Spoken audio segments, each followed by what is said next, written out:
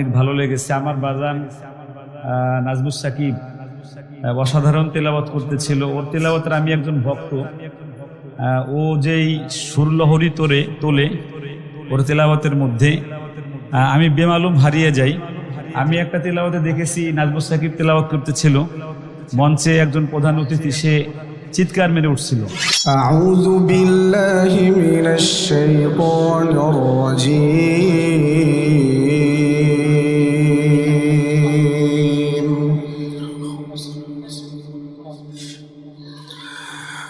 বিসমিল্লাহির রাহমানির রাহিম।